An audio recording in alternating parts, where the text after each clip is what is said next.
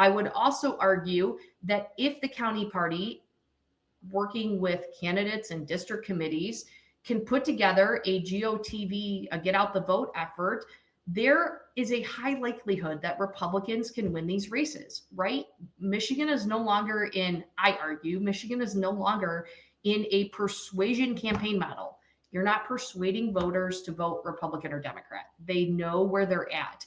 You're trying to make sure that your voters turn out to vote, which is what the Democrats, there's a reason why Jocelyn Benson has decided that she's no longer going to allow clerks to keep the permanent absentee voter list, because she doesn't want you to get an absentee ballot application anymore. She's now saying that clerks can only keep a list of the actual individuals who check the box to permanently get a ballot every election moving forward.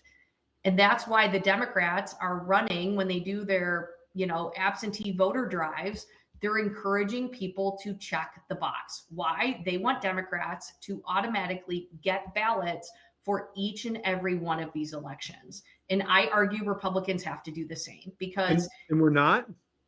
I will say last cycle, I did see the Trump campaign and other organizations were encouraging people to check the box when they submitted their AV application.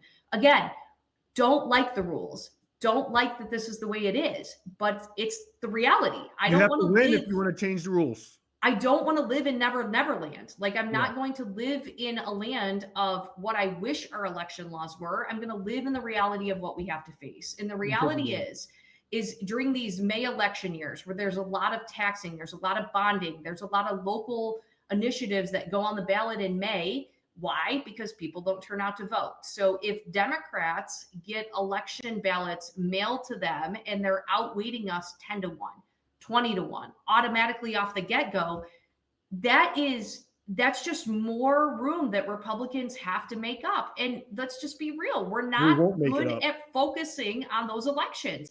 And they're going to overwhelm. They're going to continue to get people elected, and communities are going to, these red communities across Michigan are going to move further and further and further and further to the left. Look at Goshen. Ancaster County couldn't be more red if they tried, and it was local elected officials that walked them off the plank to agree to this battery plant with China. Yeah. That was not state officials. Local officials had a huge part in that, and had conservative Republicans focused on who was representing them at the township level. That's an issue that we could have stemmed from the beginning and never let it get to where it is today. So